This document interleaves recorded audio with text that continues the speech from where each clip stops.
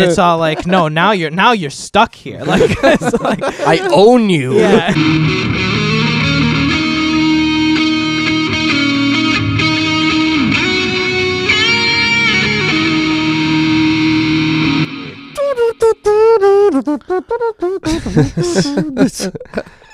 Yo, I should go to sleep, and then all of a sudden you start thinking about everything else, every song that you've never made. Your whole life story. It's all like every decision you've ever made gets replayed in that 1 minute, and it's all like, I don't know.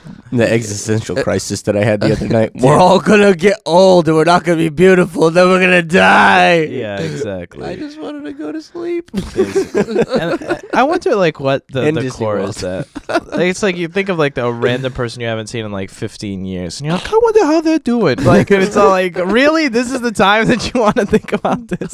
I wonder if that person's mother like got that mole checked out. Yeah. that thing was bad back in the day. Yeah. Or even people like you were like only tangentially related to. I was going to sleep one day and I was like, hey, I wonder about that guy's brother. Like, I wonder how he's doing. I wonder what he looks like now. And I was like, what? Like, what am I doing? That's such a Portuguese thing. Hey, but I wonder how João was doing. Yeah. Maybe it is. Maybe it's not an American thing. Maybe we're just wrong. maybe we're just wrong. Yeah. We just care about things at the wrong moments. I hope his son is not on the drug That's it. anymore. That's exactly what my brain is. Not on the drug. Good morning. Well, good morning to you guys, and hello to everyone that's tuning in. Welcome to the Life Podcast. My name is Eric, and I'm here with Benji. Hello. Tyler. What's up? And we're here this morning talking about how hard it is to go to sleep sometimes, despite how tired you may be. That's so true. That was beautiful. Benji looks upset. I'm tired, dude. I'm like actually tired. Like, I'm hitting a wall. Like, just in general, like, Just more coffee. I know we talk about work a lot on here, but I've been like maxed out. It's yeah, like, dude. Me too. Talk about it. Like 3 months ago, I was all like, "Oh yeah, I'm really pushing the bar now." And then like if I was to talk to myself 3 months ago, I'd be like, "Dude, like enjoy it, guy." You think this is bad? I think the only time I've been like more maxed out was like during Pathway and like having the radio show and everything. Yeah, waking up or Tyler's 5 hours of sleep was par, 6 was like gold. We're like one commitment away from being like Cooked. Yeah, yeah. Absolutely. I feel the same thing. Hey, on the mean side though, did you guys see that show quotes note that I included you in? There's a lot in there. I saw a Listen, bunch of I did 3 episodes and I still have like 8 quotes. I just have to sit and write inside the thing. But I did 3 episodes yesterday. Very Wow. nice. Wow. That's really impressive. Sweet. So to clue all of you in, we're making promotional stuff for our social media launch because to be completely transparent, you guys who have stumbled across the podcast or have heard of it from us directly, you are our test group where we're creating, which is fine. Yeah, it's just we're not publishing the concept of this podcast yet. So in a couple months, we're going to be doing a full social media push where we're advertising this podcast and we're just generating content for those social media pushes. So we have like our like focused guinea pig group of like what 8 Yeah, people, couple, 16 10, people. Yeah. Welcome, guys. So Love it's friends you. and family, friends and family and word of mouth, and it's just it makes it easier for us to test the features of this platform. I was listening to episode 4, pulling some of the gold quotes out of it, and one thing we said was like sometimes like you were talking about like failing and like all the things that you ever tried ever, and it's like I just silently do like try them so that if they don't work out, I don't like. Oh, absolutely, yeah. So Absolutely. There are times. I mean, obviously this thing is going to work out, but our strategy when we were launching this entire social media movement between the podcast and the studio and everything was keep it low key, build it up so that it has a chance to get out. Like you think about like a little plant, like if you have this little tiny sapling, like some people get so excited. I'm just gonna go right to the point. Some people get so excited, be like, oh, I have a podcast. You have like 2 episodes, and then you like never make any more content. Yeah. Mm-hmm. We were like, we need to be consistent from the beginning. Have a nice hearty backlog so that when this thing rolls and it rolls public, there is so much content for people to grab onto and enjoy that you have a audience base and you maintain it, so they're not like, oh, this was cool for for a day, for a second. Yeah, and that's actually important. Like incubating it is kind of like what we're doing now. Just like kind of getting it to a growth stage where it's like, oh, it can kind of stand on its own. Where if somebody were to step on it on accident, it'll still survive. That's it. And that's really much what we're doing. That was a really good way to put that. Yeah, absolutely. There's a lot of things that we do in our lives that somebody was saying to me like, oh, you could have like you should tell me about what you're working on, and I was all like, if I told you about every single project that I worked on, you'd think I was bipolar. Yeah, you'd think I was a failure. Yeah, absolutely. It's all like like how many times I've thrown stuff at the wall. There are projects that I've given up on, of course, because we just give up on projects. Yep. But there are also projects that like hit a wall, and I was all like, the amount of effort required for me to get this over this wall is not worth it right now. There are projects that I should have never started. Yeah. Oh yeah, absolutely. You know what I mean? Like there's you have to try things, and it's like if I were to tell you everything that I've tried, everything I'm trying right now, you'd think I'm like, yo, like why? Yeah. Or think about art, being all three of us are artists. Think about inspiration. It's like sometimes the faucet of inspiration is on. It's screaming out for like a week, 2 weeks, or even like a day or two, or even 2 hours. Then it's like, oh, I got 3/4 of the way through the song, or I got 3/4 of the way through a book or something. It's like, okay, well, I can't scrap this because this is really good, but I'm just waiting. I'm just waiting for the rest of it to come. Oh, absolutely. Absolutely. Yeah, that's like a normal thing too. Patience is a huge part of being an artist, because you just sometimes have to be very patient when that inspiration comes, because sometimes it takes a little bit longer than you wish.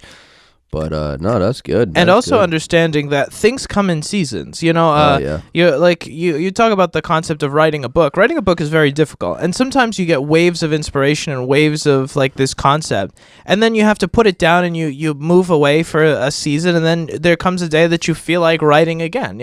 And that's a lot of people don't understand that when you start talking to people about something, because we live in such like this microwave generation that it's all like, if I tell Eric, I'm writing a song, You wrote a song? Absolutely, yeah, no. La la la yeah, la. Exactly. It's my million hits in 305. 305. Yeah. Like if I tell Eric, oh, I'm writing a song, Eric automatically assumes, oh, Benji's got lyrics, Benji's got a beat, Benji's ready to record it. It's gonna be out in 2 weeks, and I'm thinking like I got like a chorus line, and I'm gonna try to build something off of that. And I got this beat in my head, and it's like, doom. That's my song, guys. You like it? No, but hey, honestly, as a musician, and I took a master class one time over the internet, and one of my favorite artists, he was telling me, he was like, hey, listen.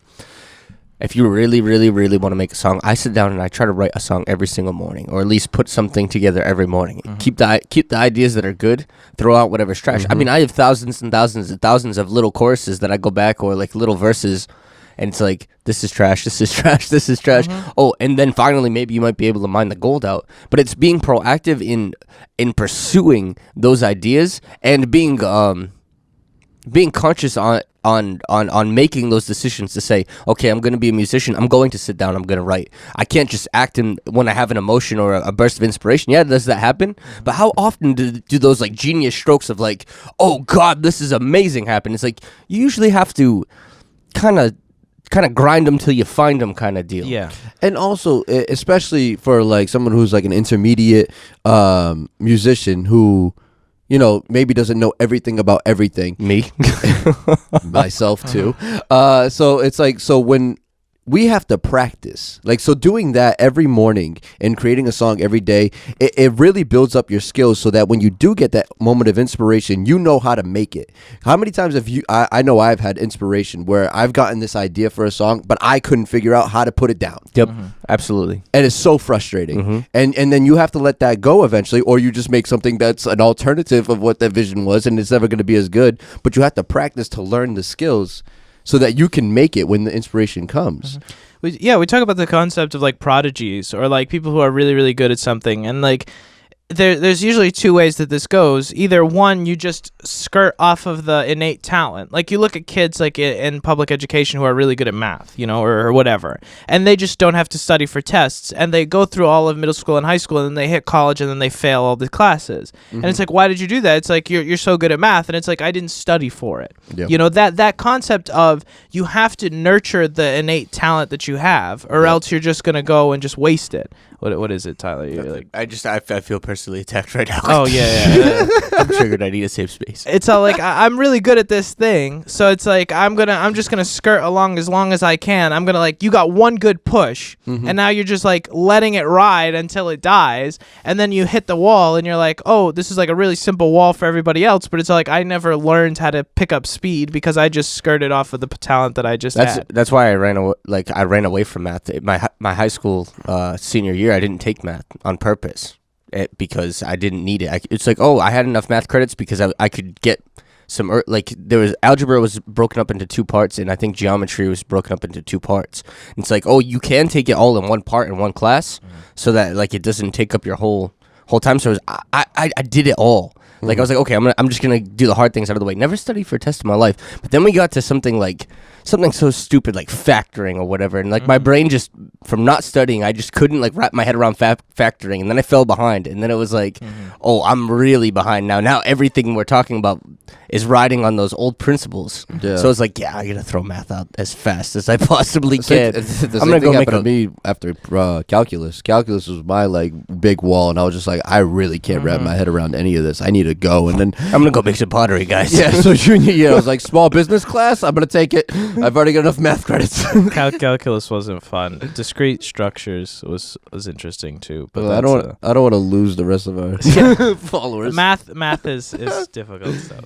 Did you say calculus? Crazy stuff. But nonetheless, the concept is the same. It's like if you like music, you like photography, you like software engineering, you like whatever. It's like, okay, you might have an innate talent. That's wonderful. You might be predisposed to being good at that thing, but you have to do it to become great at it. Yeah. You know, if you take 2 people and you have one person who's predisposed to that talent who does nothing and somebody who has absolutely no idea what they're doing, but they put 3 hours of effort into it every single day, the person who has no idea what they're doing in the beginning is going to become miles ahead of the person who had any innate talent. So let's modify one of our good examples. Usually we talk about, like, if you're in a Ferrari doing 60 miles an hour down the highway, but somebody in a Volkswagen Bug is doing 70 miles an hour down the highway, they are maxed out, they're screaming, but they're going to pass you because they're doing the best they can with what they have, whereas the Ferrari is just coasting in its comfort zone. Now, when it comes to work like that, if somebody took a VW Bug, I mean, they can't, they're not really more capable than more than like 70 miles an hour, the older ones. If somebody takes that and puts physical work into it, says, okay, we're gonna do an LS swap, we're gonna do all these things and actually turn it into like a legit race car, but they put the time and effort in, they're not born with that natural innate equipment like a Ferrari. They will far surpass the Ferrari just because of the time and effort and energy that they put in the daily grind. Absolutely, yeah. It's you have this innate, and a lot of people, like, you can look at that as just a general concept where it's all like pay to play. There are very high, like, serious concepts where it's all like, oh, I have the money, so I'm just going to spend hundreds of thousands of dollars to get this thing that's pretty good, versus putting in the time and the effort in a lower price point and getting better or the same results. Yeah. It's like, how many times have you seen somebody who's like this is just a core, like a basic concept, like somebody who only uses Facebook buys the max spec MacBook Pro. It's like you spend $3,000 on a laptop and you use it as a Facebook machine, or what we terminology as a Facebook machine. It's like it's way overpowered for what it does, but you just thought you could buy in at a higher level than somebody who's grinding, like, or doing a lot of work, doing a lot of hard work to get that same device. Looking at it, like a picture that I can see in my head is like Jeeps. A lot of people go out and they buy the Rubicon, they buy the best package or whatever, and they're just going to pound pavement with it. And it costs an exuberant amount of money for some moderately equipped thing, but the aftermarket in the Jeep world is so advanced. If you went and skirted under and bought a cheaper model of Jeep, but then went and put that extra effort and really put the aftermarket into it, you can have something that's far more superior and capable than a Rubicon for just as much money as sliding into the Rubicon.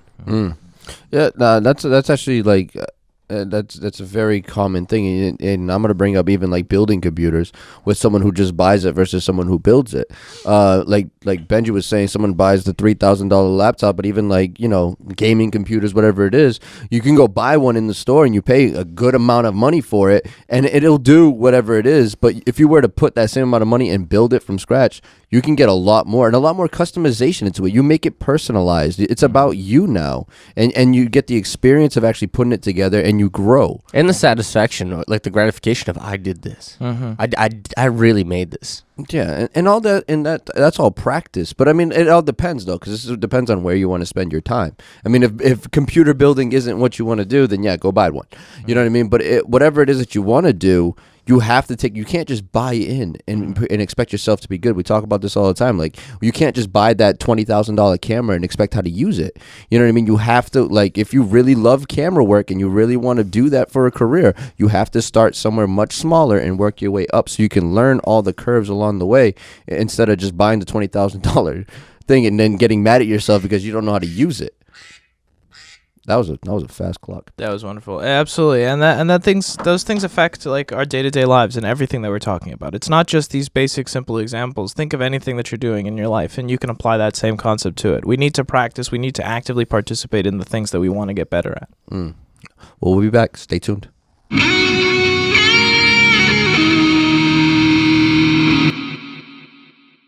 We would like to thank Anchor for sponsoring and hosting the Life podcast. So who are Anchor and what do they do? Anchor is the all-in-one platform that gives you everything you need to make and publish your podcast. And best of all, it's all free. Anchor allows you to use their creative tools to record and edit your podcast. No need for any fancy professional equipment. Sounds amazing, right? And we haven't even gotten to the best part. Anchor isn't just a recording and editing platform. They're a publisher too. This means that Anchor takes care of all of the hard stuff, like publishing to Apple and Google Podcasts, so you don't have to. So what are you waiting for? Download the Anchor app today or go to anchor.fm to get started. Another thanks to Anchor for hosting, publishing, and sponsoring the Life podcast. Steven Spielberg. Like, I am going to write this beautiful movie. I'm going to direct it. And it's all like, and if somebody comes to me and says that it's wrong, I'm a you're a horrible human being because I'm the one who knows what I'm talking about. You know what I mean? What are you talking about? Being teachable. Like, you know what I mean? It's like, oh, like, you can't take any criticism whatsoever. Oh, absolutely. You know? Yeah, a lot of people can't. And it's actually, like, it's a skill. And I think it's something you should probably learn, like, the younger. Like, if you have kids, teach your kids how to be teachable. Because then they can grow into it instead of having to learn that later in life. But, you know, that idea of, like, I always have to be right. I'm always right. I'm never wrong. You're wrong. Like, that's a wall in your life. That's a ceiling. You'll never grow past it because people... all right, granted, some people will tell you things that you don't need to hear, but there are people in your life that you're going to meet that truly care about you, and they're going to give you advice and opinions. And you don't have to take everything with a grain of salt. I always say that. Take every opinion with a grain of salt. But there might be some truth to everything. I mean, that's a real good sign of ignorance, too. And usually that thing springs up around adolescence. Like, no, I'm right. Like, my parents are wrong. I'm right kind of deal. Like, I'm my own boss. I'm so smart. I know what I'm talking about. Yeah. When most of the time, like, once you start getting older, you're like, oh, no, your parents... No, they knew exactly what they were trying to say to you. A lot of times we're not able to receive like that, and I mean you're talking about that wall, and that comes a lot from ignorance.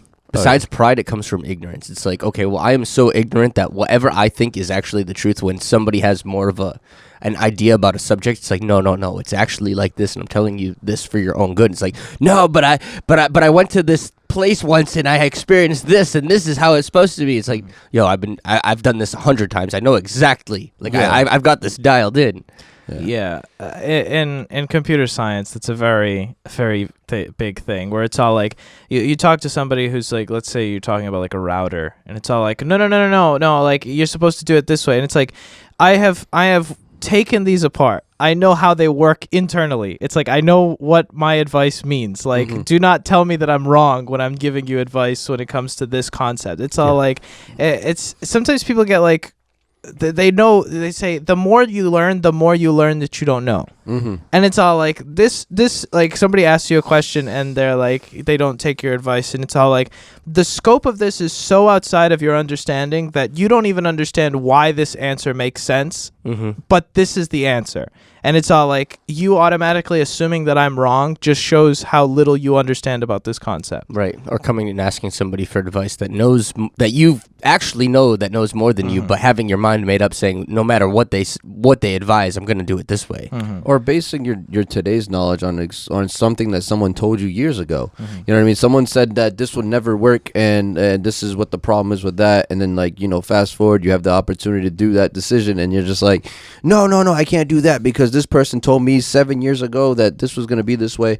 And why? Instead of just doing your research and finding the information you didn't find out, or asking somebody who actually does know. And becoming defensive when those questions get asked. You know, I've seen a lot of people who like in like a educational environment specifically, because these are things that you don't really know, but even at work too, where it's all like talk about it. Yo boss, like why is this thing not working? And it's like, oh, it's because you entered this incorrectly. And it's all like, no, I didn't do that thing, like that was how it was, like it automatic. It's like, chill out for 20 seconds, like you typed a wrong number, like it's not that big of a deal. I deal with a dude right now. We just hired a guy, and like the level of immaturity is like that. It's like, dude, you're like, you just turned like 55 or like 59. Like you're up there, and it's still like to the point where like, no, I didn't do that. It's like, yeah, you did. Like we've been in this game for a long time. I could tell you what you did before you even like, but before you asked me the question.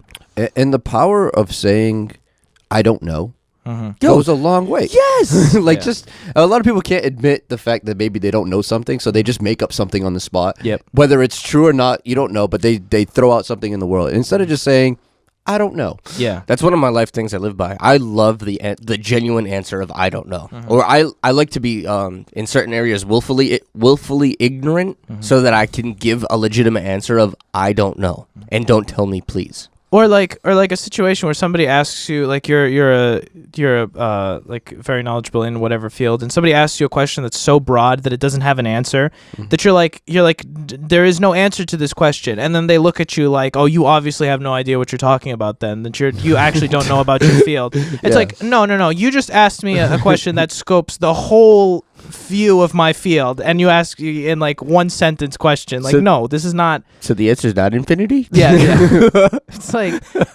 can we like you have to break this question down into multiple little I have an idea in mind of what exactly I'm trying to like formulate this question.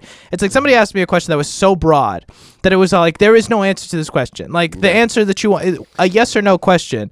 It's like, no, there is no yes or no question to the answer to this question. It's like you have to break it down into like 15 different parts, and then we can give like, and it's all like, they looked at me like I was like absurd that I didn't have a question. Start some kind of like answer matrix. Yeah. It's like it is what it is. All right, so let's shift gears. So we're gonna get into this this little segment here that one of our good friends, Chris Valentin, had put together, and we're gonna talk about humility, because that really tied into everything. So the opening statement that we have here is, humility is not thinking less of yourself, but thinking of yourself less. If you're waiting to be promoted, one of the best things you can do is choose to live humbly. And these are the next 15 signs of true humility. We probably won't do all 15, but we'll do most of them. Number one, like we were just talking about, be teachable. Anybody want to talk about that? It's key. You have to be teachable. You have to be able to take correction. When you're doing something and you've been doing something because it's just a habit, you don't realize you're even doing it anymore. So when somebody comes in and says, why do you do that? And you're just like, I don't know. I don't know why I do this. It's just like I've always done it, and like I don't know why I put on my shoe left first before my right shoe. I don't know why I do that. And somebody comes in and like kind of just challenges that. It forces you. You don't have to change your ways, but it forces you to have an answer for that. You know what I mean? Now I put on my left shoe because of this. You know what I mean? So now you're. Yeah, that was funny. But so it's like like one time I've shared with I believe I shared it on this podcast. With when I was asked what makes you a professional mixing engineer, and I didn't know how to answer that when I was like, this was years ago, but I didn't know how to answer that. I was like, wow, I just got attacked, bro. We were having dinner, and they were like, what makes you a professional? And I was like, so I had to go and I had to find that answer, and now I have an answer for that, which is I get paid. That's it's not that you have a blender at home. Not that kind of mixer. Wonderful. The Catalina wine mixer. But no, so Yeah, I completely lost my train of thought. You get paid. It's true. I had a software engineering teacher in high school. He taught us Java. He was a very aggressive individual, but I liked his teaching style. And he would come up to me at my desk every once in a while, and he'd be like, "You're hurting yourself." He's like, "Get up and let me do it." And I was like, oh, "Okay." And I'd watch him just tear apart my code and be like, "This is unnecessary. This is unnecessary. This is unnecessary." And like he kind of just taught me that way because everybody else was doing other stuff, and it was all like it was good to be teachable. And I could have, the first time he did that, if I had said, like, if I had just like broken down and been like, "You're deleting all of my code, like what are you doing, like why are you breaking everything," I would have not gotten to the point that I was when I left that class. Because being teachable and understanding that this guy has 10 years more experience than you have right now, like that gives you the opportunity to be like, okay, he knows what he's talking about.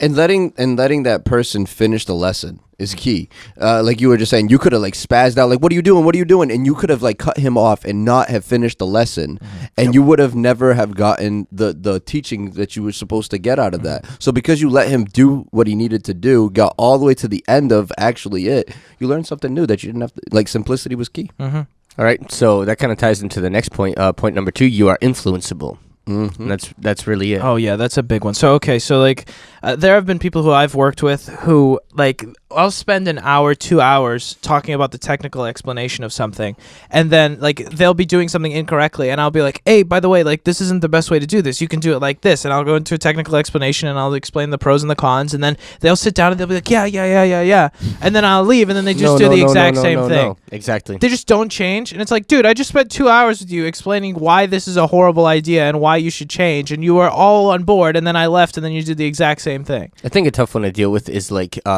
listening to respond rather than listening to hear. Yeah. And it's like people will just look at you and yes you to death, and then like go and just reveal their mind after. It's like, no, I just told you. Like that's how that goes. Anything I just right, said. you didn't hear a single thing that I just told you because your response wouldn't have been that way. Yeah, that is definitely like a pet peeve of mine. But anyways, that's I guess it's a sign of being slightly unteachable. So you want to move to the next one? Yeah, we can keep going. All right, so number 3, you can be corrected without defending yourself. Oh yeah, people put up walls all the time where it's all like, "But I've always done this way." It's like, dude, chill out, like calm down. Like it's like, but is it wrong? Yeah, right. But I always did it this way. Come on. But it's gonna be more expensive to do it the other way, or it's gonna be it's more time and more effort. And it's like, but I don't know how to do it that way. But I've never done it that way. It's like, can you like please? Like, do you mean I've been wrong my whole life? Yeah, you've been wrong your entire life. Yeah, it's like, I'm sorry, buddy. or even like the concept of like teaching somebody how to use, like the Facebook generation, like especially with this comes with older people, they'll use a phone all the time to be on Facebook, but like you put them in front of a computer and they like hyperventilate and they break down and they're like, "I can't do the computer thing, I don't know how to use a computer, I don't know how to work." It's like, you do this all day long, like it's the exact same concept. It's just a different mode of interface with the computer, and everybody like shuts down and they can't take information in. And it's like, sometimes we're scared of things, sometimes we're scared of ourselves, sometimes whatever, it's tough. I mean, I guess it's overwhelming. I guess would be what would be So may you even dare to say the reckless. I don't know. I'm trying to like figure out like what would be a good reason or a good cause for someone to react that way. Because I know people that react that way. They're proud. So, like it could be pride. That's what it is. Well, I mean, think about it. These are the signs of being able to be humble, and what are the true signs of true humility? Versus, so I mean, the opposite of humility is pride. It's I'm too proud to be able to receive correction. Yeah. That my pride and my ego can't sit to back seat to actually what's right. I was hoping there's something deeper there, but maybe not. I mean, I think that it's probably more of like it's an ego thing, but it's more of an ego thing of saying like, it's not admitting that you're wrong in the moment, it's admitting that you've been wrong for 4 years. And I think that that's the problem that people have, where it's like, if you were there at the beginning, it would have been like, "Oh snap, thanks, like I didn't know how to do this thing, like thanks for saving me like 20 minutes of heartache," not, "Oh, I've been doing this for 4 years. Now I have to like reevaluate how many other issues my systems have." Well, right. Think about it. It's like it's on a micro level. It's like an existential crisis. It's like the thing I've believed my entire life is now a lie. What do I do about it? Yeah, absolutely. Want to keep moving? Yeah. All right. Number 4, you rejoice when others are celebrated. People are very jealous of promotion. Hate is gonna hate. People are very jealous of people who understand the concepts more than you. There are people I've seen in schools, and I've seen in like real working environments, people who are just all like you go to somebody with a project and you're like, hey, look, I built this thing and it looks really cool and it works really great, and they're like, yeah, so, and it's like, dude, like calm down, guy. It's like just because you don't understand, it's like salt. It's like just because you don't understand the way that this system works. Like I'm using systems because I do systems administration, software engineering, but egos are very big in my field because everything is dynamic. About it, yeah, like we're talking about like the music industry. The music industry is all ego. Yeah. So it's definitely like I see it all the time where like sometimes I work with artists and like I have projects that release, and then I use those projects to showcase my work after they release, and so I'll have like a new client come in and they'll hear it, and you could like almost see the ego in them, and they're just like, he's okay. The song that they just heard is like better than anything they could just make. Yeah. And it was like, maybe I should. Oh, that kind of sucks. Yeah. And it's like, just like be happy that like you were even like in a, I don't know. That's just the way I look at it. It's just be happy for people. Another point number 5 that we've talked about this on the show a fair amount. No job is too small for you. I'll bring up the thing that my parents told me that I'll never forget. Like the minute you're too big to sweep the floor, even if you own the company, watch out.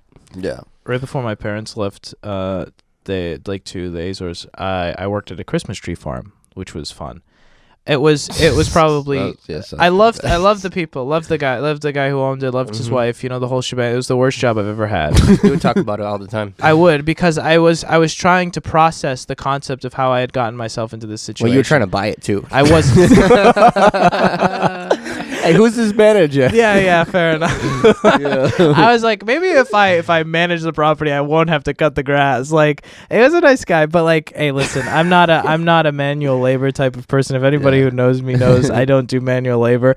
That was the worst job I've ever had, and it was a learning experience. I've always worked in an office. That was my first manual labor job. So. But yeah, no job is ever too small. And if you're not willing to do the job, don't put that on somebody else to do it. Like you have, like I'm a big believer, like the best leader will do the job that they ask you to do.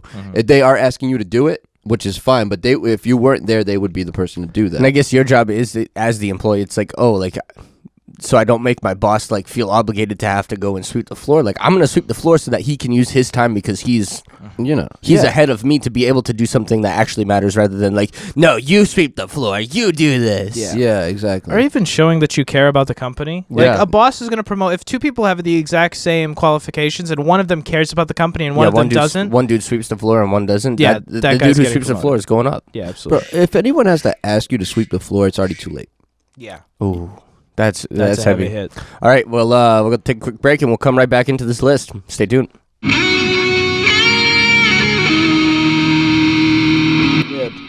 All right, so let's rip it. Let's get right back into this list. All killer, no filler. You know what I mean? You know what I mean? Nah, man. You know how I do. Okay. I was going to add something. I decided not to. Thank you for your discretion.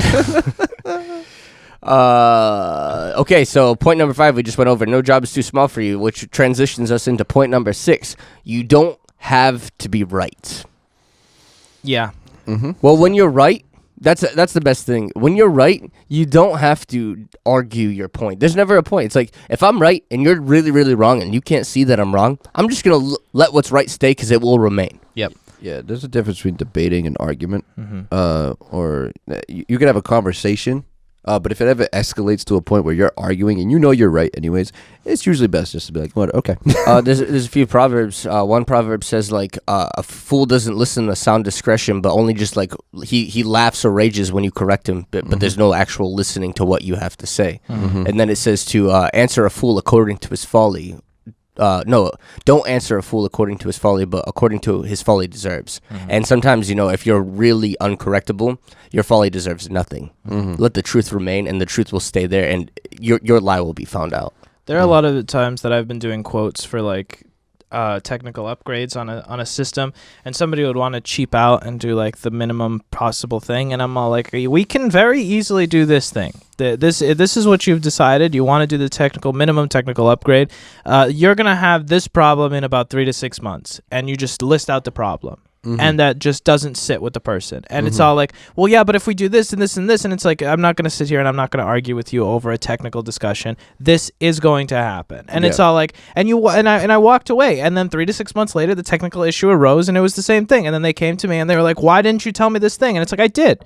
I told you that this was going to happen. You didn't listen. And it's like, I'm not going to argue with you. I'm not going to sit here and I'm not going to cry over somebody not understanding that I know what I'm talking about. Yeah. Right. It's like, I'm right, but I don't have to be right. exactly. Yeah.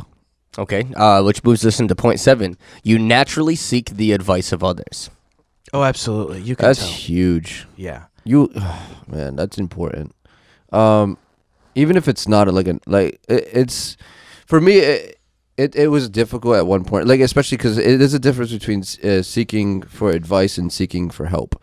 There's a difference there. So I there was a long time where I had the two bunched up together, and I had to learn the difference between them. Whereas like advice is a help in some ways, well in a lot of ways, but it's more of a conversation. And asking for someone's advice on something is huge, especially if they come from an area that you want to go towards. You know what I mean? If they're higher up in their company and they're your boss, perfect. Asking them for their advice is huge, based on like what your job you're doing, like how am I doing from your perspective, and they can give you a lineup like, I think you should do this better and you're doing this great, and you could take that and you become better. And that's not like, and asking for help would be like, do it for me. Do it for me. And that is exactly it. So that's a big difference there. But asking for advice is definitely something that you should have on your to-do list. Absolutely. And then I keep looking at this from a technical background because it's the easiest one for me to resonate with. But like there was times when I was writing software that I was asking my professors like, oh, how do we do this thing? How do you implement this concept? And they'd give you like a broad outline. And some of my peers would be like, that answer didn't make any sense. Like, why didn't they just tell us how to do it? Like, it's not even that hard. Like, it's like one line. We just messed up this one line.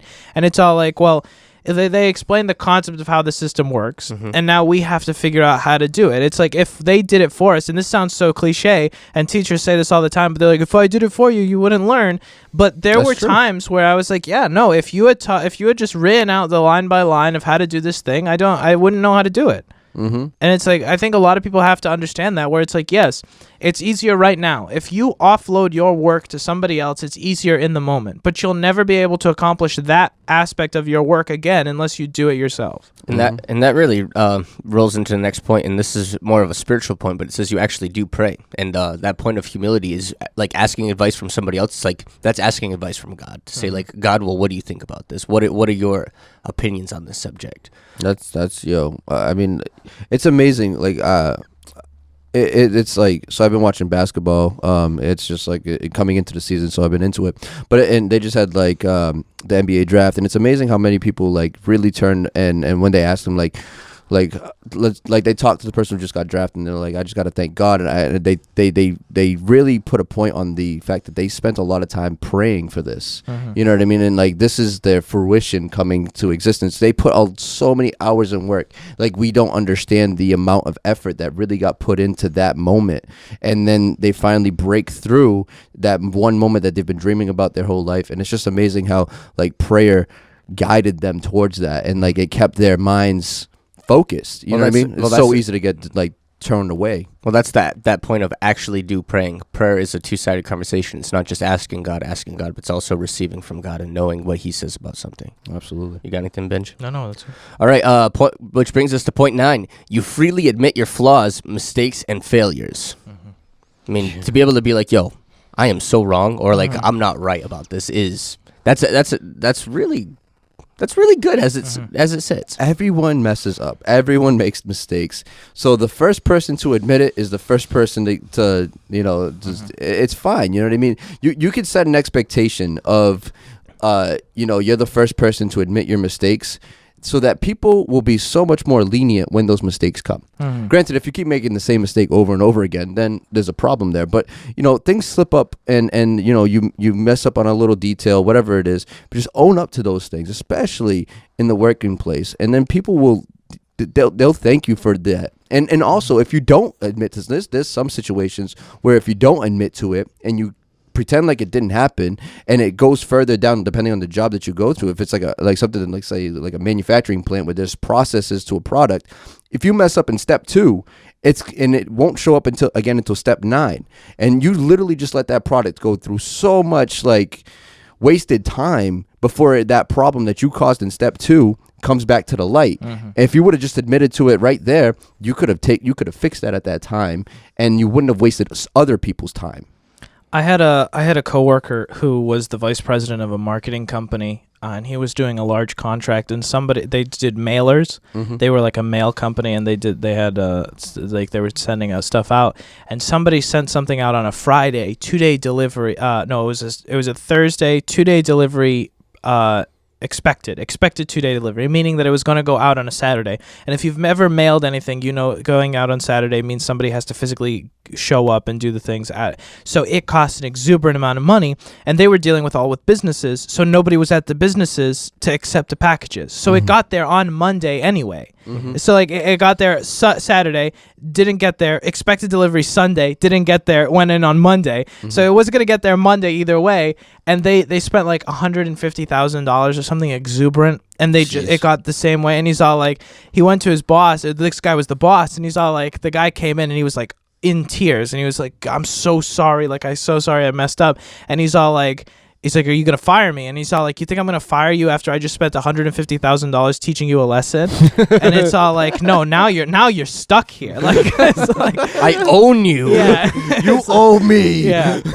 And it's like sometimes like the goal is to never make mistakes, but we don't do those things. And understanding that we're all human and that mistakes happen and that costs are associated with those things, it's like understanding that we're going to make mistakes. And if you just accept, like Eric said, if you fix something on step 2, it doesn't have to go through 9 steps of process before it gets found out again. Yeah. When I was a manager over at a retail store, and whenever I would get like new employees to work in the department, I would always emphasize, like, as soon as they walk in through the door, like, you're gonna make mistakes. Get that out of your head. You're not perfect. You're gonna make mistakes, and I prefer you get the mistakes out earlier than later. So just try everything as like you possibly can, and let me know what you're doing so that we can get your mistakes out of the way. Because to me, I think mistakes are the best teaching lesson, in my opinion. Because once you do something wrong, you won't want to do it again if you're that. And also, just to finish up this concept of mistakes, it also, going through mistakes also allows you the experience to identify mistakes before they happen. So like in software engineering, there's a certain way to write stuff. You can write stuff in a bunch of different ways, but if you look at a problem, there's specific ways to solve specific problems, and if you make mistakes early on, they're very easy to identify. So like if I was looking at another person's code and I was like, oh, you're going to make this mistake because the way you're looking at this data structure is wrong. And the only way to know that, and the only way to be able to identify those things, is going through those mistakes yourself. Because you can read in a book as much as you want. You can read, oh, this data structure is like this, and this is how you do it, and this is the mistakes that most people have. But until you actually sit down and do it, you're not going to notice those things unfold in real time. Yeah. All right, so moving on. We got 5 more points, so hopefully we can kind of rip through these pretty fast so that we don't have to come back to this. Number 10, you live to help others succeed. We've talked about it here on the podcast. You don't have success without a successor. If you can't have other people succeed around you, then obviously you're not equipped to be a boss. Yeah. Or at least a good one. No, that's huge. Something that I learned from someone I look up to in my industry. I don't actually personally know him, but his name's Curtis King, and he talks about, at one point he's like, everyone, what is yours is already yours. You know what I mean? So if you're looking at it like you're in a race, and you're in your lines, and everyone has their own prize at the end of their line. So you're going to get yours. No one can take what's already yours. But if you can help the people, the way to get to yours faster is to help the people around you get to theirs faster, so then they can help you get closer. So that was a huge concept change for me, whereas like it really changed my mindset of being so competitive, and it changed my mind on being competitive. Actually, it changed my whole perception on competition. But especially the right people around you, if you help them get to their goals faster, that only will get you to yours faster, because they can't take yours. So what was that thing in the show notes that we had for a while? Build a team so strong that you don't know who's in the lead. Absolutely, and that's the idea. And it's just like everyone's just pushing. It's a beautiful concept. Right. It really changed my mind. All right, so keep going. Right, you all set? Yeah. Number 11, you aren't entitled. I mean, talk about it. Work for everything. A lot of people look at things like where it's all like, oh, that's not my job, or oh, that's not in my job description. I get so mad when I hear that. It's not even like, it's like, listen, you got hired to work here at this store. Do not tell me this is not part of my job. It's like, so many people think that I'm required to have a job, or like, oh, you owe me a job because you pay me to be here, so I'm just gonna do the minimum amount of effort so I can get paid. It's like, listen, I could swap you out faster than you could say it. It's all like, I just don't want to deal with that. So it's all like, there's a saying that can get perverted, but it's basically like, oh, I'm getting paid by the hour. Like, I'm getting paid no matter what I do right now. So. If it means going to Wendy's for everybody for lunch, or sitting here and writing code, it's the same. It's the same thing. You're getting paid the same thing, so just go do it. Because your boss asked you to. Yeah. Next, number 12, you're patient. Patience is a virtue. Just one tip on patience. It is a learning experience forever. I don't think you ever get good at patience. I think that you just continuously get larger things to be patient for. And it's just, you got to keep learning how to be patient. It's not, don't think it's a concept where one day you're going to be good at it, because you're not. The only way to increase in patience is to go through trial and tribulation. Absolutely. Number 13, you don't promote yourself.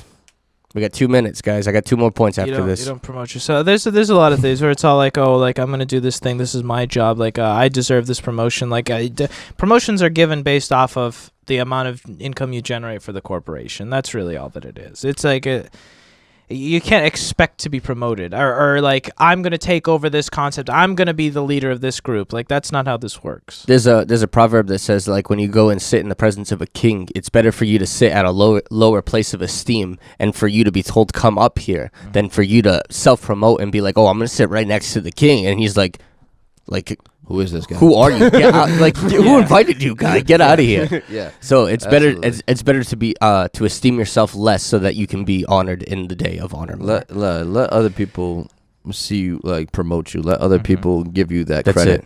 It. Or the praise too. Like, if somebody's gonna praise you, not like, oh, I'm so good. Like, let somebody else tell everybody that you're good. It means so much more. Okay, 14. You let other people have a better story than yours.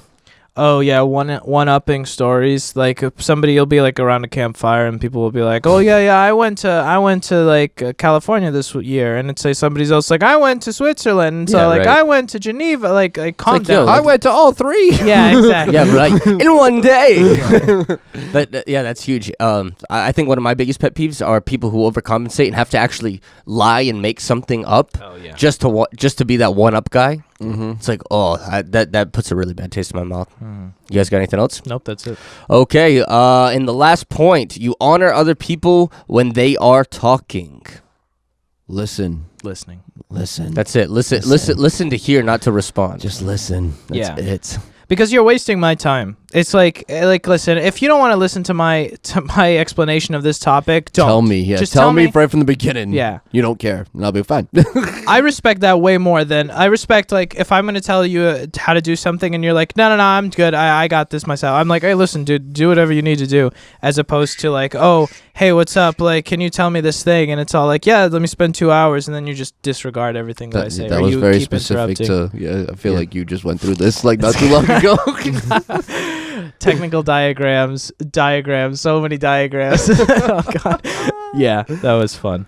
All right. So and that was the list from our boy Chris, and we'll send it off on this I guess synopsis, or this little summary that he has, the excerpt is the word I'm looking for. There it is. Excerpt from his book here. It says, between the promise and the palace, there should always be a process that is natural and needed. It is the process that prepares and develops us so that we have the character that it takes and the skills that are necessary to be successful in the metaphoric palace. Fair enough. Trust the process. Don't fight the process. That's it. What's the name of that book? I do believe. Oh, we'll get back to that. Okay. I remember it, but for some reason it's slipping my mind. Right. And that was episode what? 26. 26. Something like that. 26. I don't know why I said it like that. That was very aggressive. All right, so we'll catch you next time See here you on the Life tomorrow. Podcast. Thank you for listening to the Life Podcast Show. We really appreciate all your support. We meet every Monday, Wednesday, and Friday morning just to talk and share our perspectives on everyday life situations. If you haven't already, please share this with your friends and give them a chance to join the conversation. Also, if you liked what you heard today, rate our podcast. The higher the rating, the longer we can keep this going. And a special thanks to our future sponsors that will soon partner with us on this journey. If anyone would like to contact us, please email us at thelifepodcastshow@gmail.com. One word. That's thelifepodcastshow@gmail.com. Be blessed and have a wonderful day.